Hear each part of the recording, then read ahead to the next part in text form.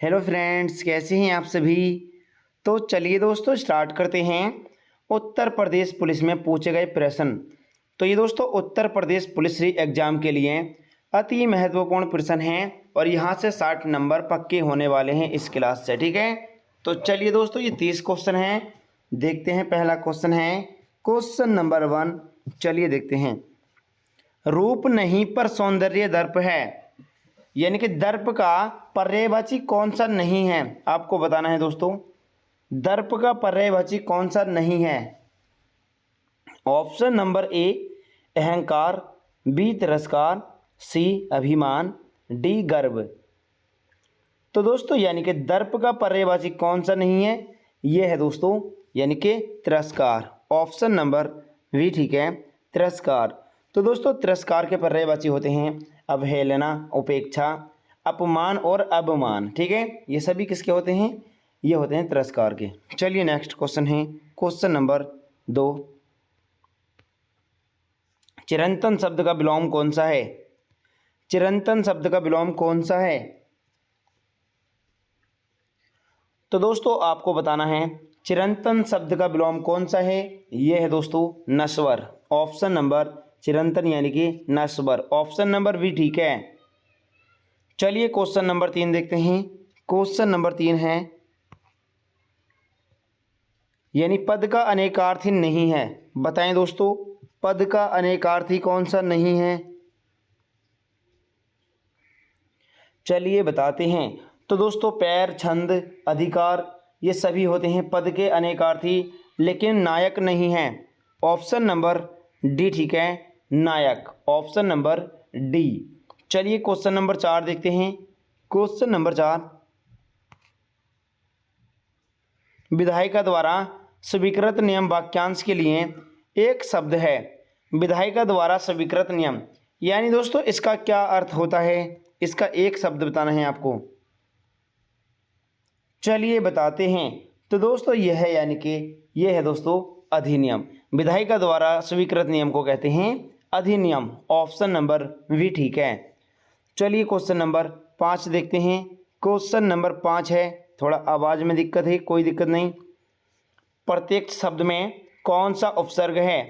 प्रत्यक्ष शब्द में कौन सा उपसर्ग है दोस्तों, जल्दी से बताएं सभी साथी। चलिए बताते हैं। प्रत्यक्ष शब्द में कौन सा उपसर्ग है, ये है दोस्तों यानी कि प्रति। ऑप्शन नंबर डी ठीक है, प्रति। Option number D. चलिए क्वेश्चन नंबर 6 देखते हैं। क्वेश्चन नंबर 6 है, बूंद बूंद से ही सागर बना वाक्यांश में किस प्रकार का क्रिया विशेषण है। बताएं दोस्तों बूंद बूंद से ही सागर बना।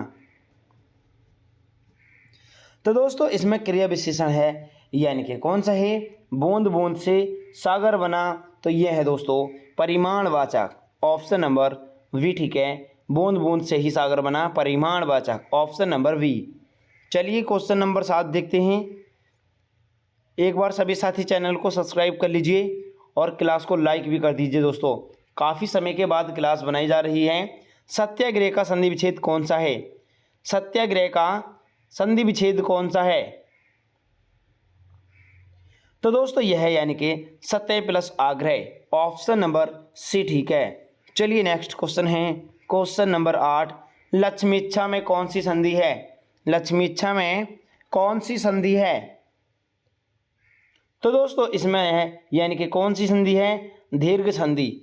दीर्घ संधि। ऑप्शन नंबर सी ठीक है। Option number C, Lakshmi plus इच्छा। नेक्स्ट क्वेश्चन है, चलिए देखते हैं क्वेश्चन नंबर 9। चलिए देखते हैं दोस्तों, इसका राइट आंसर सी है। निम्नलिखित में से तत्सम शब्द की पहचान करें। तत्सम शब्द की पहचान करें। बताएं दोस्तों तत्सम शब्द इनमें से कौन सा है। तो दोस्तों यानी कि ये आभीर। ऑप्शन नंबर सी ठीक है, आभीर जो है तत्सम शब्द है। ठीक है, चलिए नेक्स्ट क्वेश्चन है क्वेश्चन नंबर 10। चलिए देखते हैं। हमारी आवाज़ में थोड़ा दिक्कत है, कोई बात नहीं, लेकिन दोस्तों यहाँ पर ये लिखा है, इसको आप ध्यान से देख लीजिएगा। ठीक है, गमला किस भाषा का शब्द है। गमला किस भाषा का शब्द है। जल्दी से बताएं सभी साथी। चलिए बताते हैं। गमला शब्द जो है ये किस भाषा का है? पुर्तगाली भाषा का है। ऑप्शन नंबर वी ठीक है, पुर्तगाली। चलिए क्वेश्चन नंबर 11 देखते हैं। क्वेश्चन नंबर 11 है, चलिए देखते हैं। खेलना मनोरंजन का अच्छा तरीका है, इसमें कौन सा वाक्य है? बताएं दोस्तों। खेलना मनोरंजन का अच्छा तरीका है, तो दोस्तों ये किस प्रकार का वाक्य है? चलिए बताते हैं। ये है दोस्तों सरल वाक्य। ऑप्शन नंबर सी ठीक है, सरल वाक्य। Option number C. चलिए क्वेश्चन नंबर 12 देखते हैं। क्वेश्चन नंबर 12 है, शायद शाम को वर्षा हो जाए, इसमें कौन सा वाक्य है? बताएं दोस्तों। शायद शाम को वर्षा हो जाए, इसमें कौन सा वाक्य है? चलिए बताते हैं। तो दोस्तों यानी कि यह है दोस्तों संदेहवाचक। ऑप्शन नंबर वी ठीक है, संदेहवाचक। Option number V. चलिए क्वेश्चन नंबर 13 देखते हैं। क्वेश्चन नंबर 13 है, राम सो रहा है, इस वाक्य में कौन सी क्रिया है? राम सो रहा है, इस वाक्य में कौन सी क्रिया है? तो दोस्तों राम सो रहा है इस वाक्य में है अकर्मक क्रिया। ऑप्शन नंबर डी ठीक है, अकर्मक। क्वेश्चन नंबर 14 है, उसने कहा था, कहानी के लेखक कौन हैं? उसने कहा था, कहानी के लेखक का नाम क्या है? तो दोस्तों इनका नाम है, उसने कहा था, Chandradhar Sharma Guleri. Option number D ठीक है, चंद्रधर शर्मा गुलहरी। चलिए क्वेश्चन नंबर 15 देख लेते हैं। क्वेश्चन नंबर 15 है, निम्नलिखित में से कौन सा रासो आलाखंड के नाम से प्रसिद्ध है? निम्नलिखित में से कौन सा रासो आलाखंड के नाम से प्रसिद्ध है? तो दोस्तों यह है यानी कि Parmal Raso. Option number A ठीक है, Parmal Raso. Option number A सही है। चलिए क्वेश्चन नंबर 16 देखते हैं। क्वेश्चन नंबर 16 है, तद्भव पत्रिका के संपादक का नाम क्या है? तद्भव पत्रिका के संपादक का नाम क्या है? तो दोस्तों तद्भव पत्रिका के संपादक का नाम क्या है? इनका नाम है दोस्तों अखिलेश। ऑप्शन नंबर सी ठीक है, अखिलेश। चलिए क्वेश्चन नंबर 17 देखते हैं। एक बार सभी साथी चैनल को सब्सक्राइब कर लीजिए और दोस्तों क्लास को शेयर और लाइक जरूर करें। प्रागैतिहासिक में किस उपसर्ग का प्रयोग किया गया है? प्रागैतिहासिक में किस उपसर्ग का प्रयोग किया गया है? तो दोस्तों यह किया गया है प्राक। ऑप्शन नंबर ए ठीक है, प्रागैतिहासिक में प्राक उपसर्ग का प्रयोग किया गया है। चलिए क्वेश्चन नंबर 18 देखते हैं। युधिष्ठिर ने अभिमन्यु से कहा, तुम अभी बालक हो, वाक्य में रेखांकित शब्द है, यानी दोस्तों इसमें बताना है तुम। युधिष्ठिर ने अभिमन्यु से कहा, तुम अभी बालक हो, वाक्य में रेखांकित शब्द है, यानी कि तुम जो है यह किस प्रकार का शब्द है? जल्दी से बताएं सभी साथी।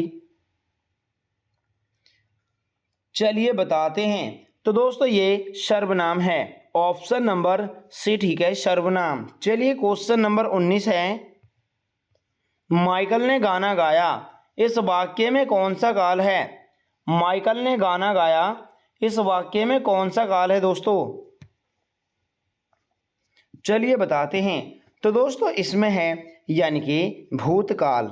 ऑप्शन नंबर वी ठीक है, भूतकाल। चलिए क्वेश्चन नंबर 20 देखते हैं। क्वेश्चन नंबर 20 है, सुमित सो रहा है, वाक्य में क्रिया का भेद कौन सा है? सुमित सो रहा है, वाक्य में क्रिया का भेद कौन सा है दोस्तों? यानी कि कौन सी क्रिया है इसमें? सुमित सो रहा है, इसमें है दोस्तों अकर्मक। ऑप्शन नंबर वी ठीक है, अकर्मक। चलिए क्वेश्चन नंबर 21 देखते हैं। क्वेश्चन नंबर 21 है, किस विकल्प में एतुकांत शब्द है? बताएं दोस्तों, किस विकल्प में एतुकांत शब्द है? ऑप्शन नंबर ए मोर और, ऑप्शन नंबर बी और शोर, ऑप्शन नंबर डी कुदाली हसिया, ऑप्शन नंबर सी डाली माली। तो दोस्तों एतुकांत शब्द कौन से विकल्प में है, चलिए बताते हैं। ये है दोस्तों कुदाली हसिया, ऑप्शन नंबर डी ठीक है। चलिए क्वेश्चन नंबर 22 देखते हैं। निम्नलिखित में से शुद्ध वर्तनी वाला शब्द कौन सा है? शुद्ध वर्तनी वाला शब्द इनमें से कौन सा है दोस्तों? ये है दोस्तों अपकीर्ति, ऑप्शन नंबर सी ठीक है। क्वेश्चन नंबर 23, सो अजान एक सुजान, इसके रचनाकार का नाम क्या है? सो अजान एक सुजान के रचनाकार का नाम क्या है? इनका नाम है दोस्तों Balkrishna Bhatt, Balkrishna Bhatt, option number C ठीक है। अगला क्वेश्चन है, गांठ का पूरा मुहावरे का अर्थ क्या है? गांठ का पूरा मुहावरे का अभिप्राय है, बताएं दोस्तों, यानी क्या है इसका अर्थ? तो दोस्तों गांठ का पूरा यानी कि मालदार, ऑप्शन नंबर वी ठीक है, मालदार। नेक्स्ट क्वेश्चन है क्वेश्चन नंबर 25, चलिए देखते हैं। सर पर पांव रखकर भागना, मुहावरे का सही अर्थ क्या है? सर पर पांव रखकर भागना, इस मुहावरे का सही अर्थ कौन सा है? चलिए बताते हैं। इसका अर्थ है दोस्तों तुरंत भाग जाना, ऑप्शन नंबर डी ठीक है, तुरंत भाग जाना, ऑप्शन नंबर डी सही है। क्वेश्चन नंबर 26 है, हिंदी का पहला पत्र कौन सा है? हिंदी का पहला पत्र कौन सा है दोस्तों? तो दोस्तों यह उदंत मार्तंड, हिंदी का पहला पत्र है Udant Martand, option number D ठीक है। क्वेश्चन नंबर 27 है, चलिए देखते हैं।